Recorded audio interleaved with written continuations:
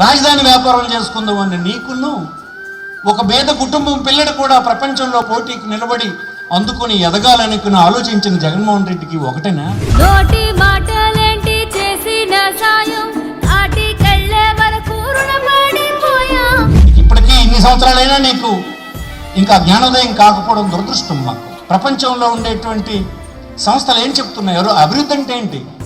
మానవుల తాలూగా జీవన ప్రమాణాల అభివృద్ధి సూచీలు. కానీ అక్కడ కనిపించినటువంటి 25 అంతస్తుల భవనం కాదు అభివృద్ధి. ఆ భవనం పక్కన ఉన్న మురుక్కాలలో పడుకున్నటువంటి వాడి స్థితి ఎలా ఉందో నువ్వు చూడగలిసిన రోజు నువ్వు సరైన పరికారకుడు అవుతావు తప్ప అక్కడ ఆ భవనం పక్కన మురుగు పక్కన ఆహారం లేక దోమలు కుట్టేసి రేపమోపో చస్తాడు. వాడి తల్లిదండ్రులు ఎక్కడో వాడెక్కడో తెలియని స్థితిలో వాడు బతుకుతూ ఉంటే పట్టించుకొని ప్రభుత్వాలు నీలాంటి వాళ్ళ వల్లనే తగలడింది రాష్ట్రం తప్ప జగన్మోహన్ రెడ్డి మరొక 20 సంవత్సరాలు సాగితే ప్రతి ఇంట్లో నా సంపద పరుడు ఒకడు తయారై వారి జీవులన్నీ మారి ఈ పరిస్థితులు పూర్తి మారిపోతే మీకు మనం చేస్తాం.